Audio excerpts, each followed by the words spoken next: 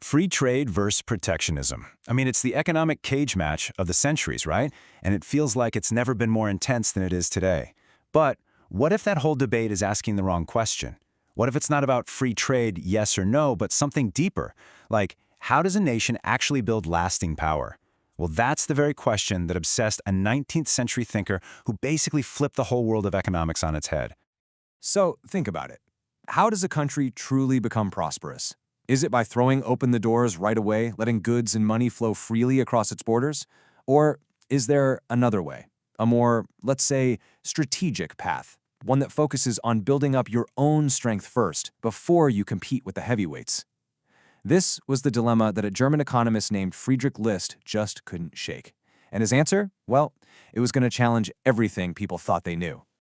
Now, to really get List, you've got to understand who he was picking a fight with, and that was the one and only Adam Smith and his cosmopolitan school. Their idea was pretty straightforward. The world is just one big happy family of individual consumers, so universal free trade is great for everybody. But List, he looked at that and said, no way. He saw the world not as a community, but as an arena of competing nations. And for him, the name of the game wasn't just making individuals wealthy, it was about building national power. And that brings us to his most radical idea.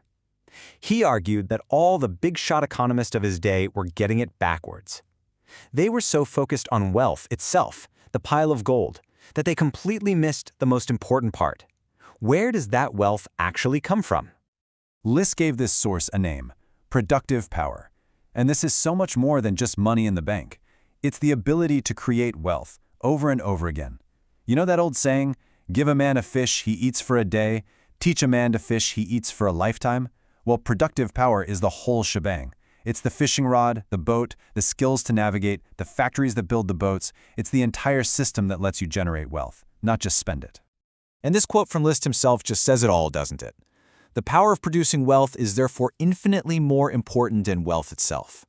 Having a treasure chest is great, but it's temporary. You can spend it. But having the machine that makes the treasure, that's forever. That's real power. As List saw it, wealth is just the fruit. Productive power is the tree. And any smart nation is going to focus on growing the tree, not just picking the fruit. To really drive this point home, List paints this incredible picture of two nations. First, you have Spain. They basically won the lottery, right? All that gold and silver from the Americas. But what did they do? They were like a lottery winner who just blows it all on fancy stuff and has nothing to show for it years later. Then you had England. And List saw England as this patient, hardworking family that carefully invested, built up its skills, and created real, lasting prosperity from the ground up.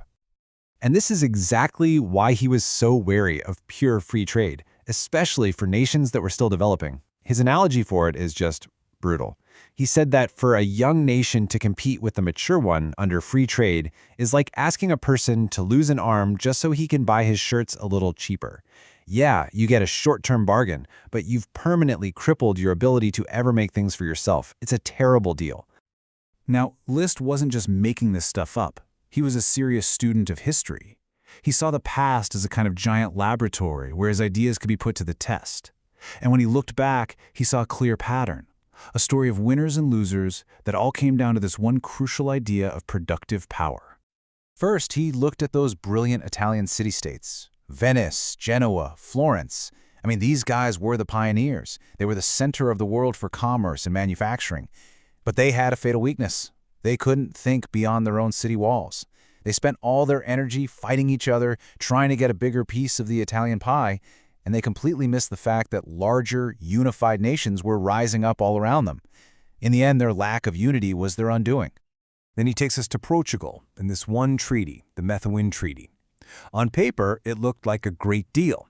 Hey, Portugal, you sell us your wine and we'll sell you our cloth. Sounds like a win-win, doesn't it? Well, List said it was an absolute disaster for Portugal. Why? Because it locked them into being just wine exporters. It totally killed their chance to build their own cloth industry. They traded their entire industrial future for a steady wine business. And then there was England. For List, England was the gold standard. Their rise to become a global superpower was no accident. It was a deliberate, step-by-step master plan. They started out just exporting raw wool. Then, they cleverly lured skilled workers from other countries. And then, this is the key move. They put up barriers, protecting their brand new infant industries from foreign competition until they were strong enough to dominate the world. And the results of this strategy? They were just mind-blowing. Once England protected its manufacturing sector, its home production didn't just grow, it exploded. We are talking 50 to 100 times what they used to trade. It was a calculated risk. They gave up cheap foreign goods for a little while, but the payoff was enormous. They built the most powerful industrial economy the world had ever seen. So after this incredible tour through history, pointing out what worked and what didn't, List didn't just stop there. He did something even bolder.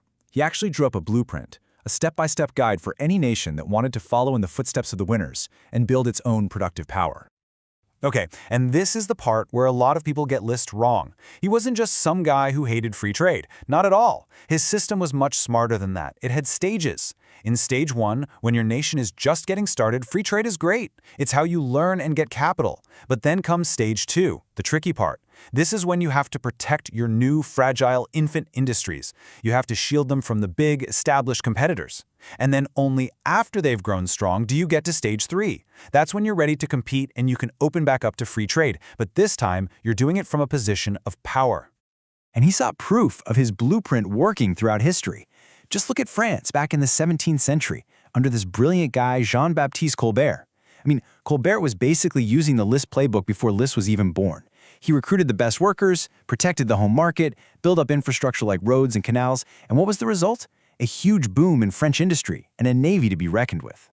And hey, this wasn't just some old European trick. List was a huge fan of the brand new United States. Right after they gained independence, what do?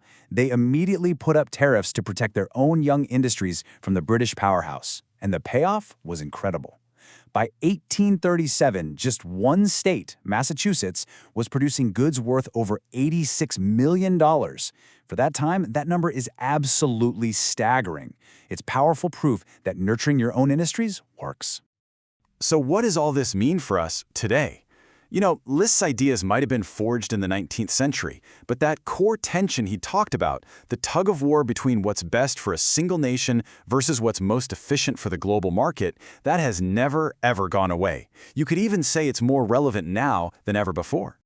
At the end of the day, if Friedrich List could tell us one thing, it would be this: context is everything. There is no magic one-size-fits-all economic plan. A policy that's fantastic for a fully developed economic giant could be absolutely devastating for a smaller nation that's just trying to find its footing. You have to know what stage of the game you're in. And that brings us to the big, looming question for our time. In this hyper-globalized world, with crazy complex supply chains and digital trade that moves at the speed of light, is a national system like List's even possible anymore? Is it a brilliant strategy for navigating the 21st century, or is it just a dangerous idea from a world that no longer exists? The answer to that is going to define our future. So, what do you think?